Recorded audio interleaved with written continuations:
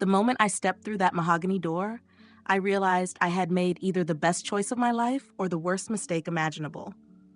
Patricia Whitmore's expression shifted into something between a smile and a grimace, like she had just tasted something sour while trying to pose.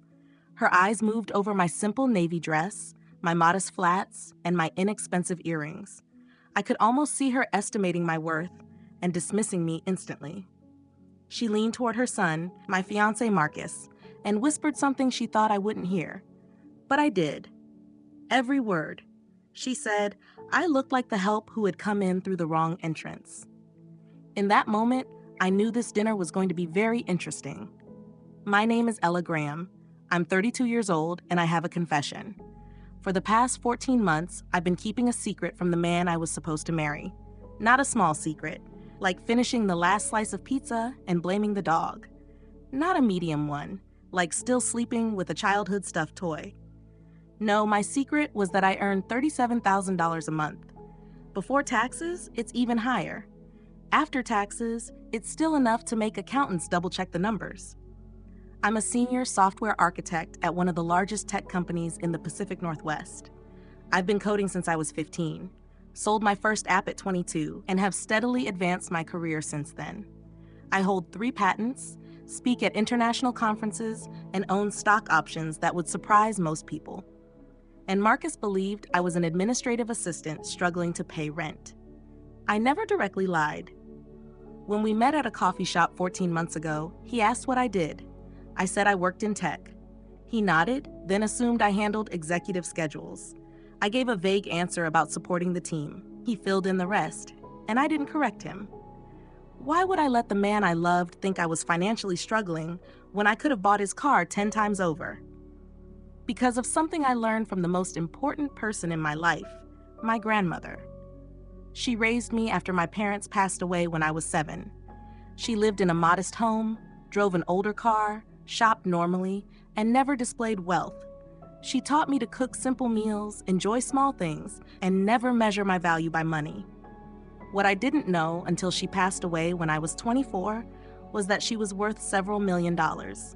She had built a business empire, invested wisely, and chose to live simply because she believed character mattered more than appearances. She left me everything, along with a letter I still keep. In it, she wrote something I've never forgotten. A person's true character appears when they think no one important is watching, when they believe you have nothing to offer them. So when Marcus invited me to dinner at his parents' estate, hinted things were getting serious, and warned me that his mother cared deeply about first impressions, I made a decision. I would test them the way my grandmother taught me. I would appear simple and unremarkable. I would dress modestly, drive my old car, and speak humbly. Then I would watch how they treated someone they believed had no value to them. Before you judge me, let me ask, have you ever wondered what your partner's family truly thinks of you? Have you ever suspected polite smiles might be fake? I needed to know, because I wasn't just considering marrying Marcus, I was considering joining his family. And family, as my grandmother said, is forever. Before continuing, if you're enjoying this so far, take a moment to like the video and leave a comment with where you're watching from and the time there. I enjoy reading those and seeing viewers from around the world. Now, back to the story. The Whitmore estate was exactly what I expected, and still excessive. The driveway alone was longer than some streets I've lived on. The iron gates had gold accents, as if standard iron wasn't enough. The lawn was trimmed so precisely it looked measured. As I drove my 12-year-old Subaru up the driveway, I checked my reflection. Simple makeup, hair tied back, my grandmother's small gold earrings, the only jewelry I wore. I looked like someone who didn't belong there. Perfect. Marcus greeted me with a kiss that felt slightly staged, as if for an audience.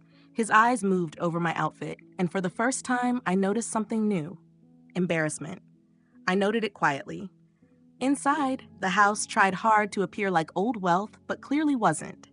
Chandeliers hung everywhere, framed art lined the walls, mostly prints, not originals, and the furniture looked expensive, but uncomfortable. And there stood Patricia Whitmore, like a queen overseeing everything. Early 60s, carefully maintained appearance, perfectly styled hair, designer clothes, real jewelry, and a completely artificial smile. She extended her hand as if granting permission to greet her. Her handshake was weak and cold. Then she made that comment to Marcus about me looking like the help. I smiled and pretended not to hear. The evening was just beginning. If I had known what awaited me, I might have chosen armor instead of a navy dress. But information is the best protection, and I had done my research. The Whitmore family owned a chain of car dealerships across 3 states. Not luxury brands, but solid mid-range vehicles. Marcus's father, Harold, had expanded the business over decades. Patricia had married into it and built her social status strategically. They had 2 children, Marcus, 34, working outside the family business, which disappointed his father, and Vivian, 38, who treated wealth casually. I had learned all this through public records and online research, but meeting Vivian in person was something else. She arrived late, dressed in expensive clothing and heavy jewelry. Her greeting to me was a cold, "Hello," nothing more. She quickly turned away and started a conversation that excluded me entirely. I stood there, holding a glass of water, feeling unwelcome. Marcus stayed nearby, but said nothing. I noticed that too. Harold was different, quiet, observant, and somewhat detached. Then there was another guest, Richard Hartley, a family associate. He studied me closely, as if trying to remember something. In the dining room, everything was overly elaborate. The table setting alone had 6 forks per person. Patricia noticed me looking and commented that I probably wasn't used to formal dining. I replied that my grandmother taught me the company matters more than the utensils. Dinner began, and so did the questioning. Patricia asked about my background, my family, my job, each question designed to place me beneath them. Vivian joined in, subtly mocking my answers. Then they mentioned Alexandra, Marcus's former girlfriend, beautiful, successful from a wealthy family, and clearly still admired by his parents. The message was clear. She was the ideal match. I was not. Photos on the wall confirmed it. Marcus and Alexandra together, smiling. Patricia and Vivian made sure I noticed. They called my background modest. Then Patricia described people like me as common. I remained calm. I was there to learn, and I was learning quickly. Marcus tried to defend me, but weakly. His effort lacked conviction. That told me more than anything else. By the time dessert arrived, I understood everything. They judged worth by wealth and status. To them, I was a problem to fix. But I had also realized something unexpected. Marcus wasn't who I thought he was. The man I loved seemed kind and genuine, but the man sitting silently while his family belittled me was different. I didn't know which version was real, but I was about to find out. After dinner, Patricia suggested coffee in the sitting room. The group separated, creating a moment of quiet. I excused myself, supposedly to find the bathroom. Instead, I searched for clarity. As I passed a partially open door, I heard voices, Patricia and Vivian. I paused. I knew I shouldn't listen, but something in her tone made me stop. Patricia said they needed to handle the situation quickly. Marcus couldn't be allowed to make this mistake. Vivian agreed, saying she thought I was just a phase. Patricia replied firmly, this was more serious. This woman could ruin everything. My heart started to race. They were talking about me. Of course, they were talking about me. But what came next was what truly changed everything. Vivian said the timing couldn't be worse. She explained they needed the merger with the Castellano family to go through, and for that to happen, Marcus needed to be with Alexandra. Castellano, that was Alexandra's family name, the luxury car importers. Patricia agreed, adding that the dealership was in trouble and needed the Castellano partnership to survive the next fiscal year. I felt a shift in my understanding. I had suspected financial issues from my research, but this confirmed it. Vivian continued, explaining that Marcus was supposed to keep Alexandra interested while the deal was being finalized. That had been the plan all along. Alexandra's family would invest in the dealerships, and in return, they would gain access to the Whitmore distribution network. Patricia added that Marcus had assured her he was keeping his options open with Alexandra. Options open, while planning a future with me. I leaned against the wall, processing everything. This wasn't just a disapproving family. This was deliberate and strategic. Marcus wasn't simply weak, he was involved. But why keep me around if Alexandra was the intended outcome? Vivian answered that too. She said Marcus was foolish because he seemed to genuinely like me. He was supposed to treat me as a placeholder until the deal was secured, but he was getting emotionally involved. A placeholder. That's what I was to them. A temporary distraction while they arranged something more beneficial. Patricia then outlined the plan. They would announce the engagement that very night, publicly commit Marcus to me, and later find a way to end it before the wedding. Once Alexandra was secured, they would create or invent a reason to break things off. Vivian even asked what kind of secret they would use. Patricia calmly replied they would create one if needed. I stood there, listening to them plan the end of my relationship as if it were a routine discussion. Then Vivian added something else. She said I was too unaware to notice anything, that Marcus had chosen well in that sense.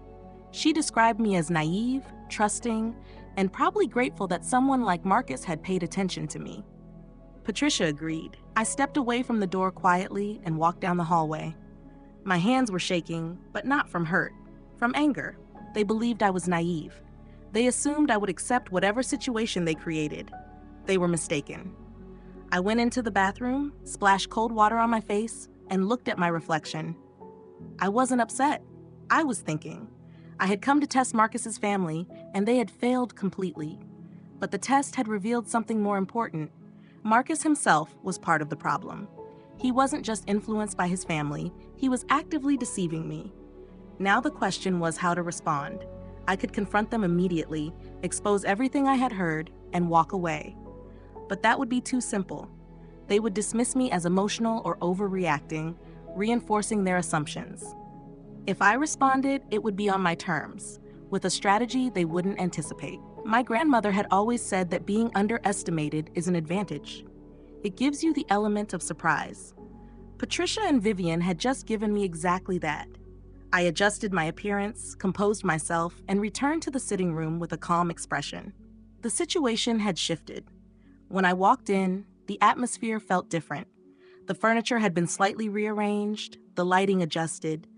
Patricia stood near the fireplace with clear anticipation. Harold positioned himself near the doorway, looking uneasy. Vivian pretended to examine a painting, but kept glancing toward Marcus. And Marcus stood in the center of the room, visibly nervous. He turned as I entered and smiled. He walked toward me, took my hands, and said he wanted to ask me something. I immediately understood what was happening. Marcus said that although we hadn't been together long and his family could be overwhelming, he knew what he wanted. Then he got down on one knee. The ring he presented was large and flashy, the kind Patricia would approve of. But I noticed its flaws immediately. The diamond lacked clarity and the setting wasn't precise. It looked impressive at a glance, but wouldn't hold up under scrutiny, much like the situation itself. He asked me to marry him. Behind him, Patricia was smiling with satisfaction. This was clearly part of their plan, to secure a public commitment before ending things later. In the meantime, they would maintain leverage with Alexandra while finalizing their business arrangements. I understood all of it instantly, and I knew I had a choice. I could refuse, walk away, and leave with my dignity intact. Or I could accept and continue the process on my terms. I thought about what I had overheard, their plan to fabricate a scandal, their belief that I was naive and disposable. And I decided. I said yes. Marcus placed the ring on my finger. Patricia applauded enthusiastically. Vivian offered a polite but cold congratulations. Harold shook Marcus's hand and approved of the decision. Across the room, Richard looked at me with quiet awareness, as if he understood there was more beneath the surface. I returned his look briefly. The rest of the evening continued with formal celebrations. Patricia discussed engagement plans, Vivian mentioned venues, and Harold spoke about potential business opportunities. Though he seemed unsure what I could contribute, Marcus stayed close, presenting himself as a devoted partner. Under different circumstances, I might have believed him, but now I knew better.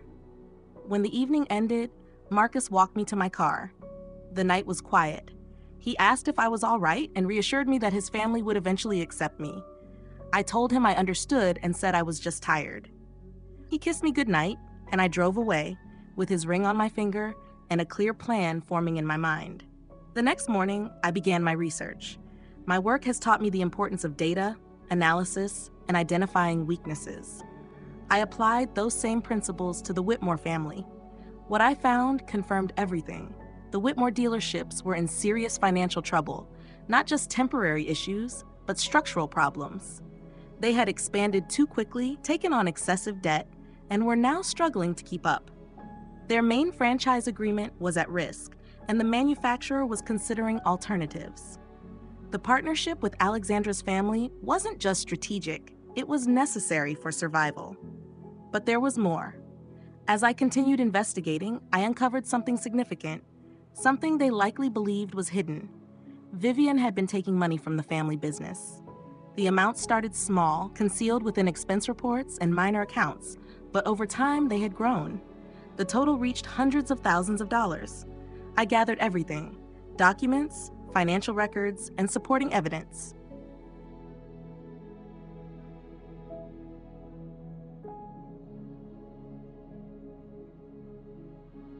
Financial statements, records of unusual transactions. I gathered everything. Then I started making calls. My grandmother's name still carried influence in certain circles. The contacts she had built over decades still respected the Graham name, and when I reached out, they were willing to talk. One of those contacts knew Richard Hartley. As it turned out, Richard had his own history with the Whitmore family. Years ago, they had treated him unfairly in a business deal. Nothing illegal, but questionable enough to leave resentment. He had been waiting for an opportunity to respond. I was about to provide it. Before continuing, I want to say this sincerely. This channel means a lot to me. Every like, comment, and subscription makes a real difference. If you're enjoying the story, please consider subscribing. Thank you. Now, back to what happened next. The following weeks required patience and careful execution. I played the role of the happy fiancé convincingly. I attended dinners at the Whitmore estate, responded politely to Patricia's passive-aggressive remarks, and observed Vivian displaying expensive clothing and jewelry, knowing exactly how it had been funded. And I observed Marcus. He hadn't changed. My perception had. The attentiveness I once appreciated now seemed intentional. His compliments felt rehearsed. His phone, which he guarded more closely, frequently lit up with messages he quickly concealed. I had already seen the name, Alexandra. One evening, I told Marcus I had to work late. Instead, I parked near the restaurant where he claimed he had a meeting. He wasn't meeting a client, he was meeting her. Through the window, I saw them sitting close together, speaking quietly, clearly comfortable. At one point, he held her hand. At another, she laughed and touched his face. I took photographs, not for legal reasons, but to remember the reality of the situation. Marcus Whitmore wasn't just passive or controlled by his family.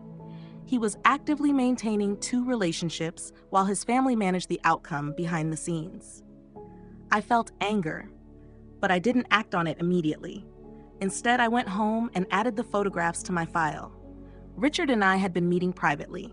He had his own records of the Whitmore family's questionable dealings and knew others who had been affected. He was willing to help, but he asked me why. He understood his reasons. He wanted to understand mine. Was this revenge or something else? I considered that carefully before answering. I said it wasn't about revenge, it was about truth. The Whitmores had spent years using their wealth and influence to manipulate situations and people. They treated anyone they saw as inferior as expendable. They were shaping Marcus in the same way, and they would continue doing so unless someone intervened. I said someone needed to show them that money doesn't remove consequences. Richard nodded and said my grandmother would have approved. That confirmed I was on the right path. The engagement party was scheduled 3 weeks later at the Whitmore estate. They invited key figures from the business community. Patricia approached it as a major social event, an opportunity to present her ideal image. She had no idea what was about to happen. During those 3 weeks, I prepared carefully. I coordinated with Richard, contacted industry professionals, and even reached out to the car manufacturer considering ending its relationship with the Whitmore dealerships. They showed strong interest in the information I provided. The night before the event, I gave Marcus one final opportunity to be honest. We were sitting in his apartment reviewing details for the party. I asked how he felt about our future. He said he was excited and eager to marry me. I asked if there was anything he wanted to tell me. He said no. Then I asked about Alexandra. He hesitated briefly but recovered quickly, calling her an old friend, nothing more. That was enough. I understood clearly. Marcus would continue to lie as long as it suited him. The next evening, I chose a different approach. I wore something from my real wardrobe, not the modest image I had presented before. The dress was elegant, carefully tailored, and far beyond what Patricia expected. I looked at myself and knew it was time to stop concealing who I was. The Whitmore estate had been transformed for the event. The lawn was covered with white tents, chandeliers hung overhead, and a string quartet performed near the fountain. Staff circulated with champagne and appetizers. Everything was designed to impress. I arrived in my usual car, noticing the valet's confusion as they compared it to the luxury vehicles already present. One even asked if I was part of the catering staff. I smiled and handed over the keys. As I walked toward the main area, I let go of the role I had been playing. No more pretending. Tonight, I was simply myself.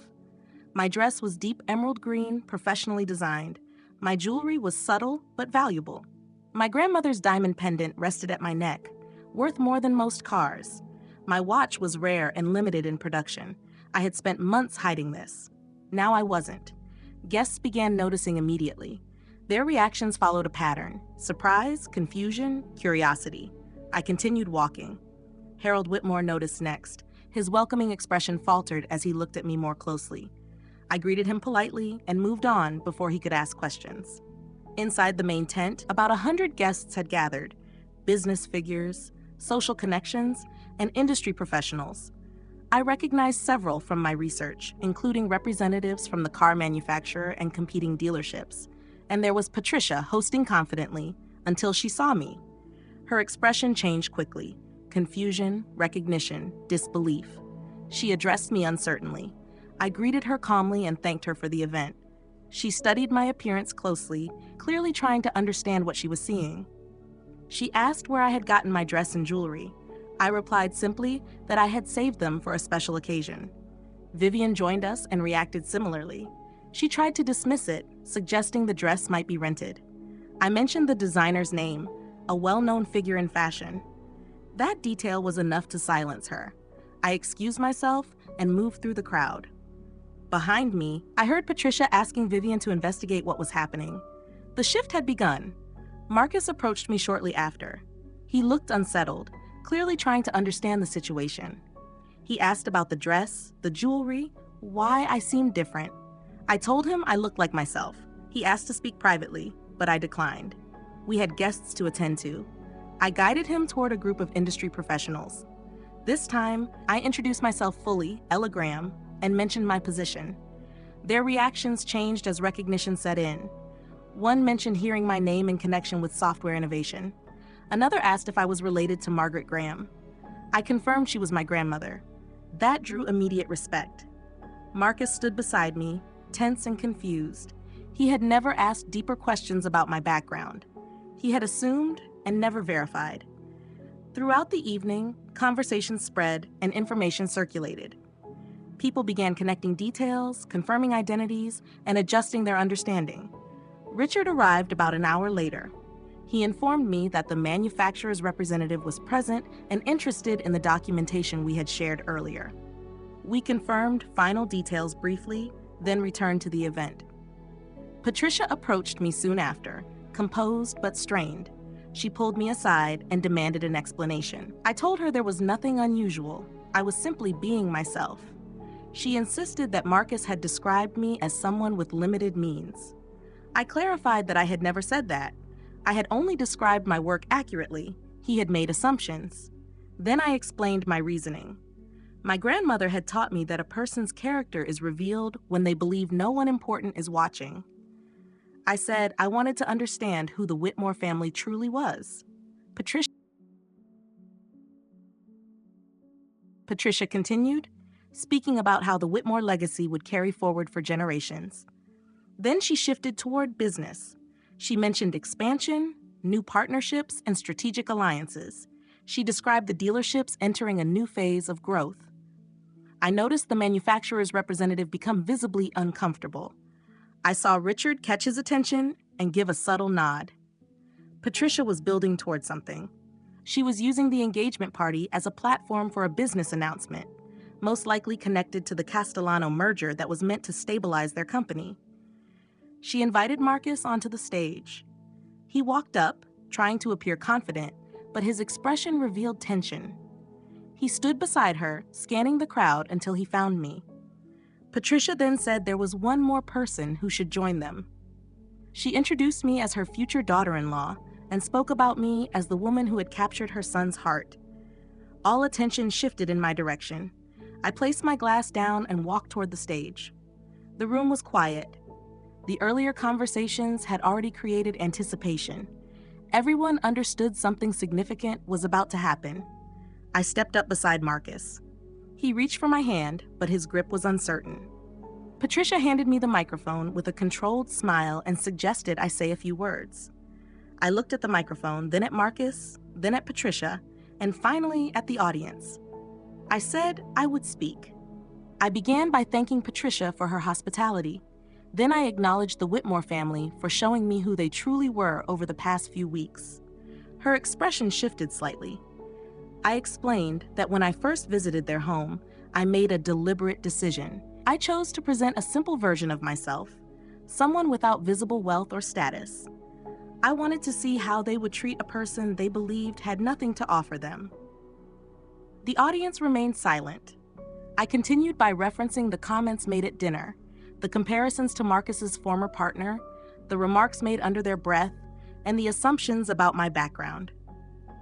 I mentioned being labeled as common and dismissed without being understood. Marcus's expression changed noticeably. Then I addressed the conversation I had overheard. I described how Patricia and Vivian discussed removing me from Marcus's life. I explained that I had been treated as a temporary solution, a placeholder, while they planned his future with Alexandra Castellano. There was a clear reaction from the audience.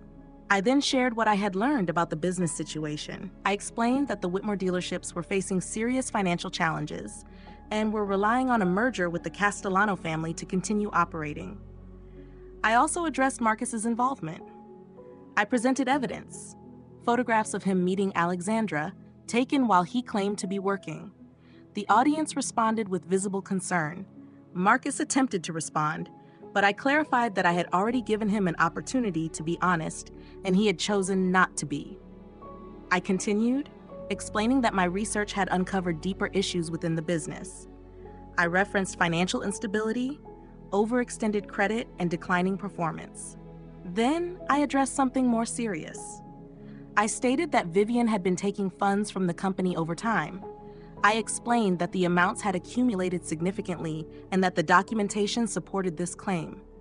Vivian denied it immediately, but before the situation could escalate further, Richard stepped forward. He presented documented evidence, financial records, and transaction histories to the manufacturer's representative. He also explained his own history with the Whitmore family and confirmed that he had been aware of their practices for years.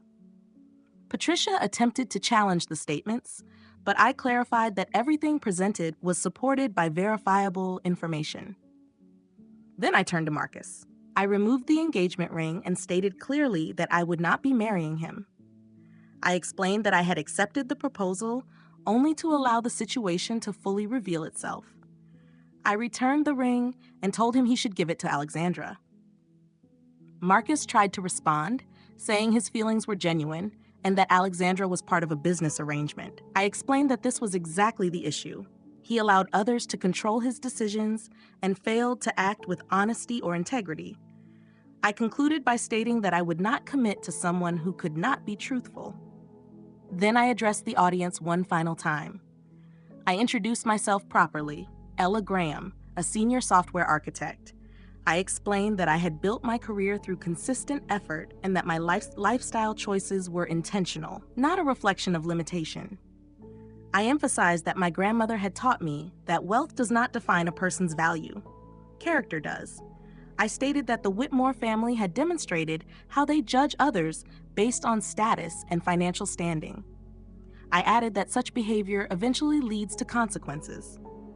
Then I stepped away from the stage. The atmosphere shifted immediately. Conversation stopped, and the event lost its structure, I walked through the crowd without interruption. Behind me, I could hear Patricia attempting to regain control, but the situation had already changed. Guests were reacting, some leaving, others discussing what they had witnessed. At the edge of the gathering, I observed the aftermath. Vivian was trying to explain herself to her husband, who appeared shocked. Harold sat quietly, absorbing the situation. Marcus remained on stage, holding the ring, visibly affected. I left the event and stepped into the night air. A few minutes later, Richard joined me. He confirmed that the manufacturer had already taken action. The Whitmore dealerships would lose their franchise agreement by the end of the month. I asked how he felt. He said it wasn't satisfaction, it was closure. I understood. When he asked about my next steps, I said I would return home, rest, and continue my work. My life would move forward independently of the Whitmore family. He said my grandmother would have been proud. I hoped that was true. I collected my car and left. As I drove away, I saw guests leaving and the event dissolving. Patricia was still trying to manage the situation, but it was no longer within her control. The drive home was quiet. I reflected on everything, on Marcus, on what I had believed, and on how close I had come to making a permanent decision based on incomplete understanding. At home, I returned to my normal routine. Simple surroundings, familiar comfort. I changed, made tea, and sat by the window. A week later, I read a news report. The Whitmore automotive business was facing closure after losing its franchise agreement. The article cited financial issues and ethical concerns. It also mentioned internal investigations and leadership changes involving Vivian. My name was not included by choice. The focus remained on their actions. Later, Marcus contacted me, asking to meet and explain. I chose not to respond. Some decisions do not require reconsideration. I looked ahead instead. The lessons remained clear. A person's value is not determined by wealth, status, or external validation. It is defined by character, by integrity, and by how they treat others, especially when they believe it does not matter. The Whitmore family had demonstrated their approach clearly, and I had confirmed mine.